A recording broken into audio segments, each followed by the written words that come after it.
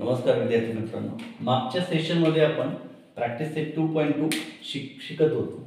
आता यामध्ये त्याच्या पुढचे एक्झाम्पल जे 3 पाहिले होते त्याच्या पुढचे एक्झाम्पल 4th, 5th आणि 6th, तर तिन्ही एक्झाम्पल वेगवेगळ्या प्रकारचे. त्यातलं चौथं पाहूया.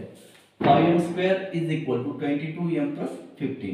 या प्रकारच्या एक्झाम्पलमध्ये बरोबरच्या चिन्हाच्या पलीकडचं पद अलीकडे आणायचं.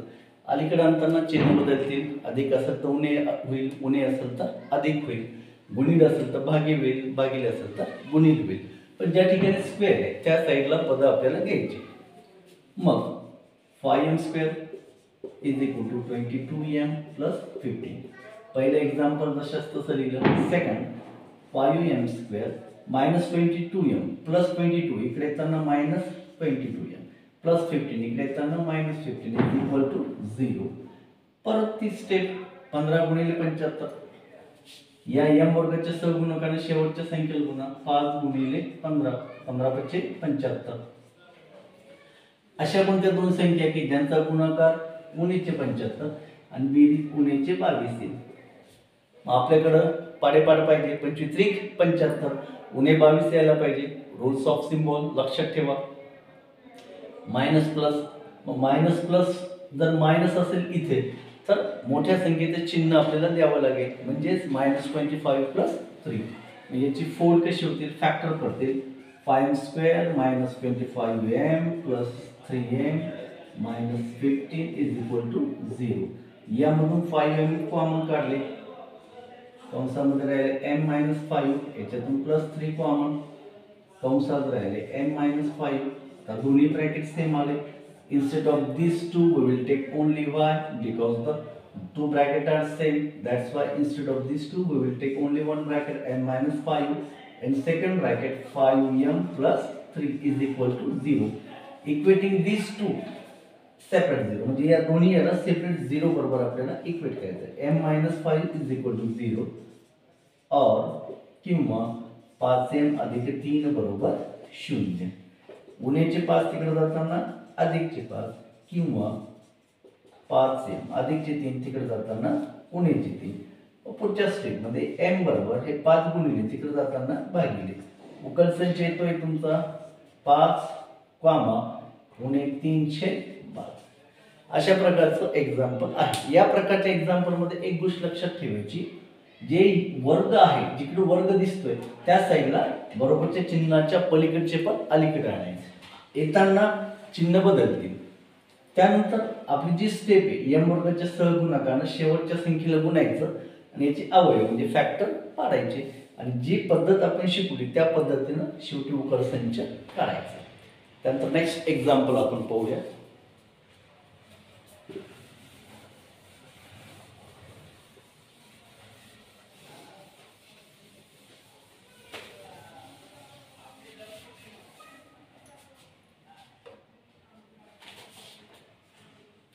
त्या पुढचं एक्झाम्पल आहे 2x² - 2x + ½ = 0. यामध्ये परत तेच मेथड एक्झाम्पल जशा असल्या. 2x² - 2x + ½ = 0. x वर्गाचा सहगुणक आणि शेवटची संख्या यांचा गुणाकार करा. 2 × 1/2 2 2 कटले 1. अशा कोणत्या दोन संख्या की ज्यांचा गुणाकार 1 बेरीज उणेचे 2 येतील. सिंपल. 2x² उणे 1x उणे 1x अधिक 1/2 बरोबर 0. तर याच्यातून काय करणार तुम्ही? कॉमन x जर कॉमन काढलं तर या ठिकाणी x कॉमन काढलं तर आपल्याला तो कंस मिळणार नाही.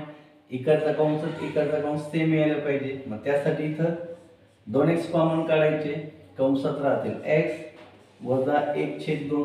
याच्यातून -1 कॉमन काढायचा. कंसात x वजा 1/2. परत दोन्ही ब्रॅकेट सेम आहे. दोन्हीपैकी एक x वजा 1/2. दुसऱ्या ब्रॅकेट मध्ये 2x - 1 = 0. दोन्ही याला 0 सोबत इक्वेट करा. x - ½ = 0 और 2x - 1 = 0. x बरोबर उणेचे अधिक तिकडे जाताना अधिकचे और 2x बरोबर पुन्हा इथे तिकडे जाताना अधिक j पुढच्या स्टेपमध्ये x बरोबर 2 गुणिले तिकडे जाताना भागिले 1/2 म्हणजे तुमचा उकल संच येतोय 1/2 कामा 1/2. ही स्टेप लक्षात ठेवायची. कसे अपूर्णांकात जरी असेल तर मेथड तीच ठेवायची. x वर्गाचा सहगुणक आणि शेवटची संख्या यांचा गुणाकार. नंतर गुणाकार केल्यानंतर मधले फॅक्टर अवयव पाळायचे. दोन्ही ब्रॅकेट पैकी एक ब्रॅकेट दुसरा ब्रॅकेट इथे तयार होतो. दोन्ही सेम ब्रॅकेट असल्यामुळे एक घ्या दुसरा ब्रॅकेट तयार. शून्यासोबत इक्वेट करा आणि उकल संच करायचा. नेक्स्ट पाहूया आपण.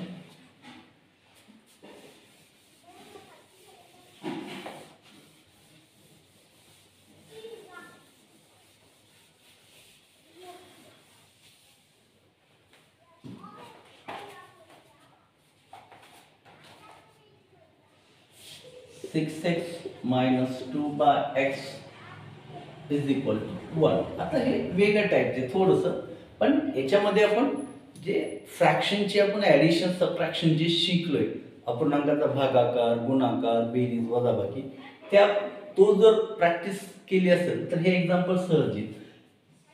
पहिले एक्झाम्पल जसं तसं लिहा. 6x minus 2/x is equal to 1. आता यामध्ये या प्रत्येक संख्येखाली छेद काहीच नसतो, म्हणजे किती असतो 1. यामध्ये पहा इथं छेद समान नाही. काय करणार आपण? तिरपा गुणाकार. लक्षात ठेवा तिरपा गुणाकार पद्धत शिकलेली मी पहिले म्हटलं तुम्हाला. जसं तुम्ही जास्तीत जास्त व्हिडिओ पाहता प्रॅक्टिस करता तसंच एक्झाम्पल सोपं जाईल तुम्हाला. पहा तिरपा गुणाकार छेद समान नाही. तिरपा गुणाकार लसावीच्या ऐवजी छेदाने छेदाला गुणा x च्या x, x न 6x ला गुणलं 6x चा वर्ग, 1 न 2 ला गुणलं 1/2 बरोबर 1. पुढच्या स्टेप मध्ये 6² मायनस 2 हे x भागिले तिकडे जाताना गुणिले 1 multiply by x. 6x² minus 2 1x ला गुणले किती येतं x. इथं 1 असतोच कोऑर्डिनेट सहगुणक काही नाही म्हणजे. मग अधिकचा x इकडे येताना उणीचा x उणीचे 2 बरोबर 0. परत मग x वर्गाच्या सहगुणक आणि शेवटच्या संख्येला गुणा. 6 गुणिले 2 6 दुनी 12.